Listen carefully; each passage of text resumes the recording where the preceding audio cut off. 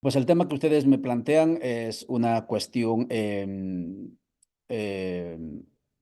me toca no solamente a nivel de pensamiento, sino también a nivel existencial, porque yo soy quechua y me asumo como hijo de la tierra, tierra que piensa, tierra que siente, tierra que ama, tierra que lucha. Y esto que estoy diciendo pareciera que es, digamos, una frase aprendida, pero ha sido también proceso de un camino de autoliberación hacia adentro, porque yo nací en la premodernidad.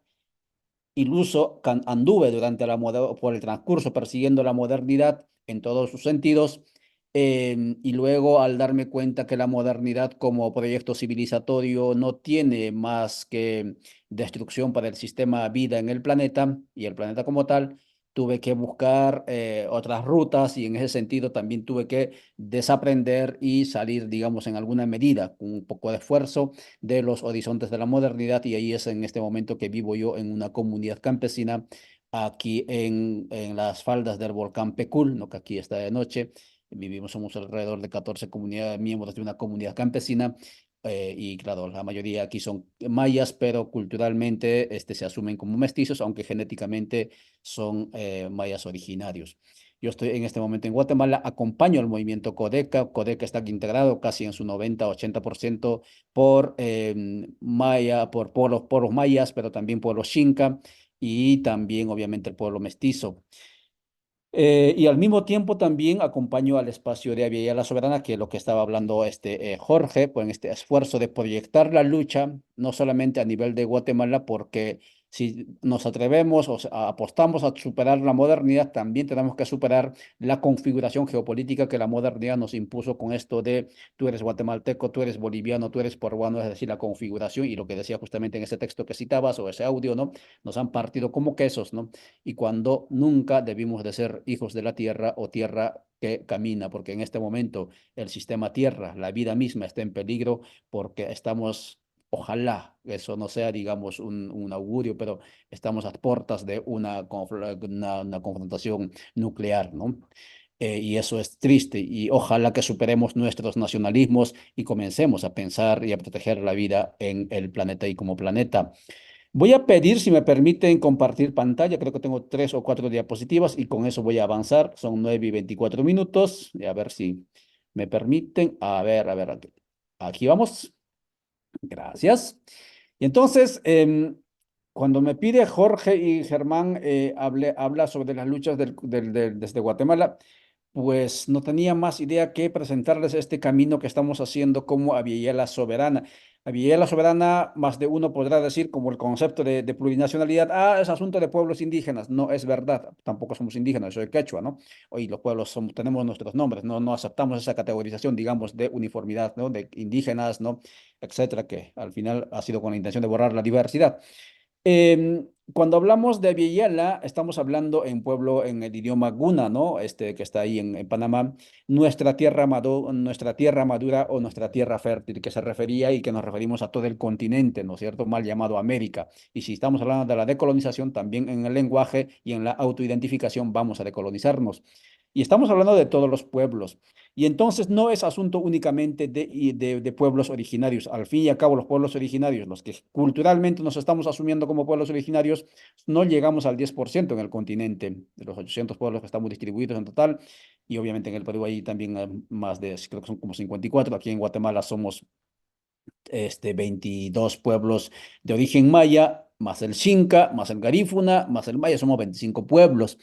Y entonces no llegamos al 10%, y por lo tanto, si vamos a hacer, digamos, caminos de emancipación y de liberación para 10% de la población, no tiene caso. Es importante, pero no es la prioridad si olvidamos al resto, porque al fin y al cabo en el continente estamos en situación de subalternidad.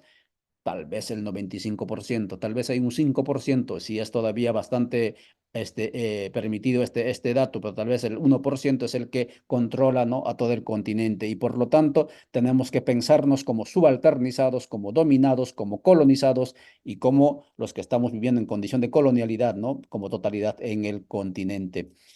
Y entonces, Villela Soberana entonces es ese esfuerzo, ¿no? De pensarnos como continente, no es un proyecto, ¿no? Digamos, que está buscando cooperación financiera, no, es como decía Jorge, y ojalá que puedan también los compañeros que están aquí se puedan sumar a ese espacio. Es un espacio de confluencia virtual y otras veces presencial, que soñamos, ¿no? Y que nos unen los sueños que inmediatamente voy a indicar, ¿no?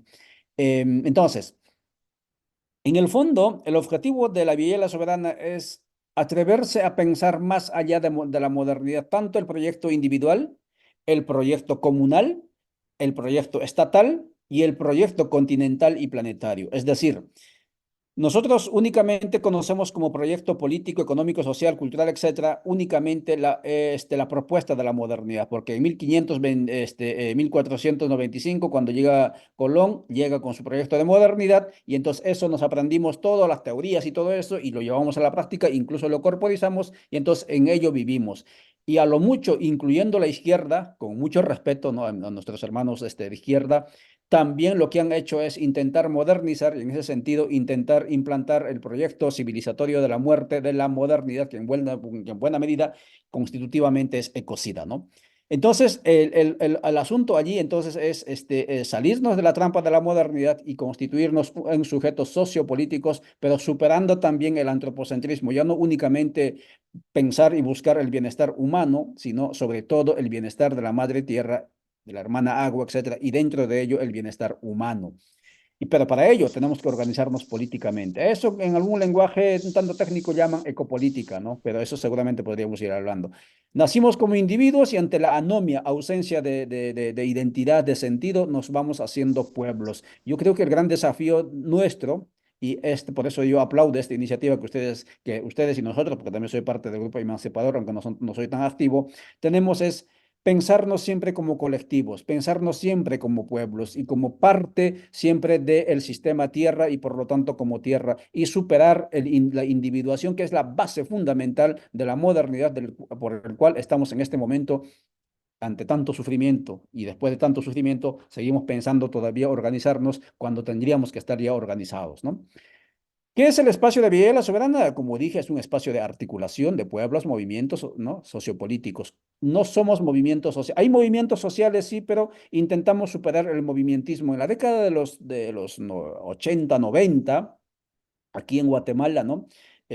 Antes de los acuerdos de paz y después de los acuerdos de paz, se impuso el movimentismo, únicamente movimientos sociales como sinónimos de sociedad civil organizada.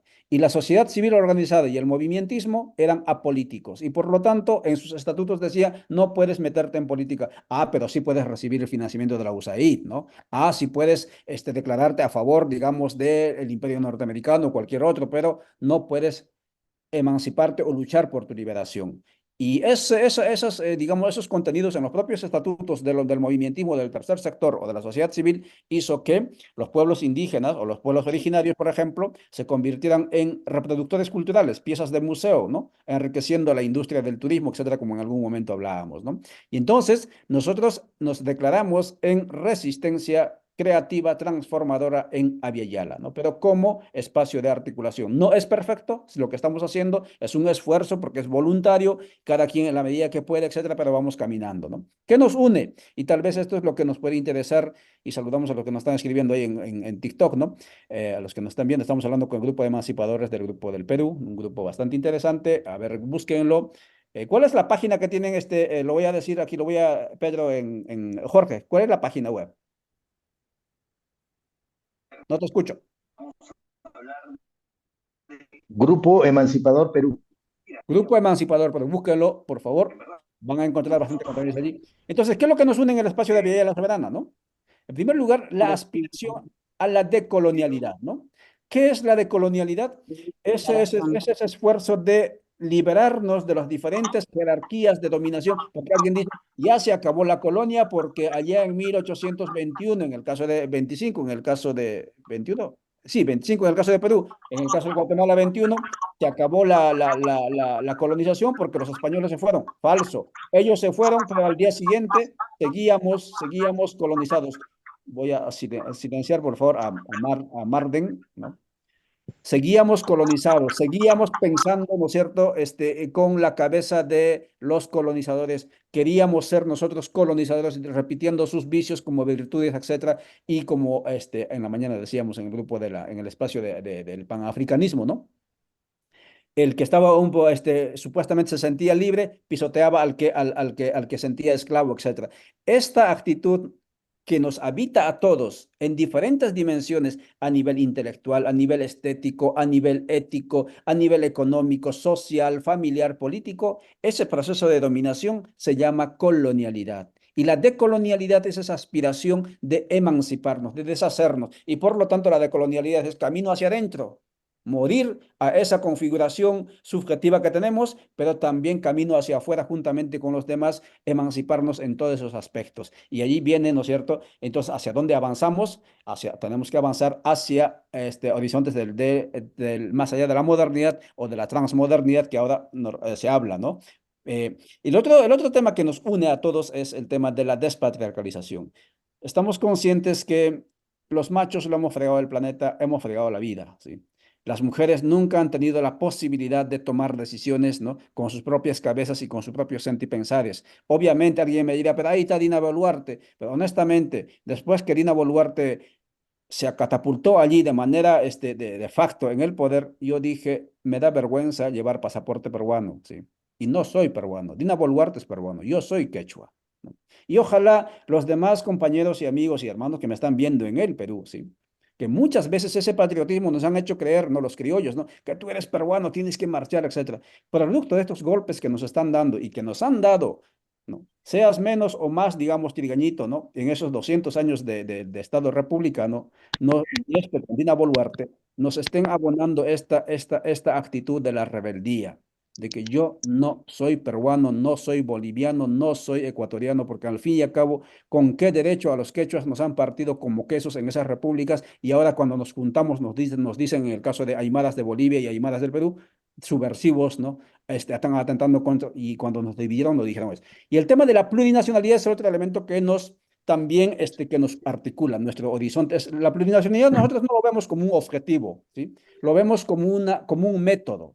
Es verdad que Asamblea Constituyente Plurinacional para ponernos de acuerdo, crear las reglas, etcétera, crear instituciones plurinacionales, pero el objetivo no es la plurinacionalidad. El objetivo en buena medida es el buen vivir, pero tenemos que construir y reconstruir ese buen vivir con la participación de la pluralidad. Y en ese sentido, dejo allí una inquietud, la plurinacionalidad como método, más no, digamos, como un marco teórico, ¿no? Y este elemento es importante, lo dejo aquí también abierto. Somos antiimperiales, claro, porque yo conozco compañeros, sobre todo en el mundo que se denomina Maya aquí en Guatemala, ¿no? Están luchando por su liberación, etcétera, pero están almorzando o desayunando o cenando con los gringos, ¿no? Con la USAID, ¿no?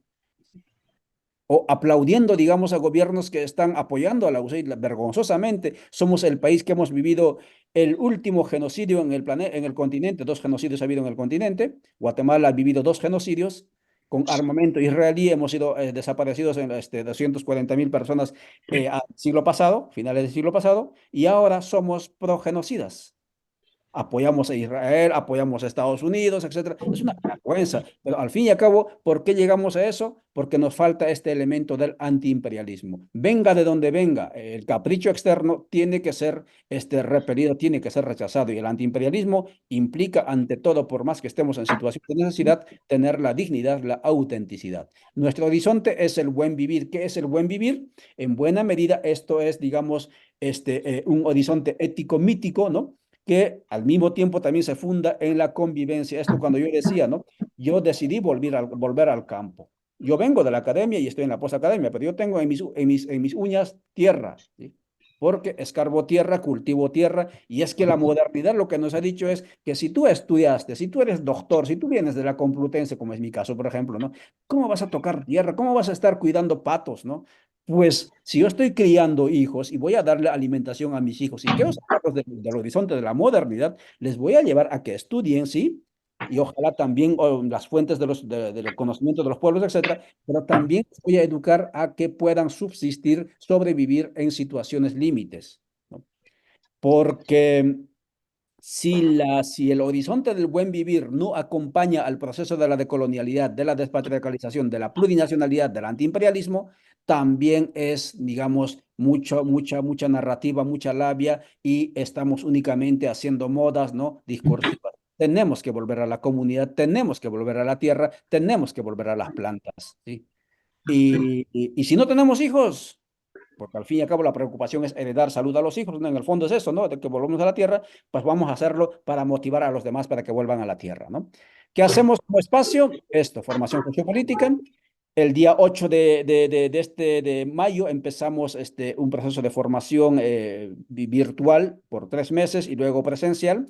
Está anunciado en la página de Aviala La Soberana.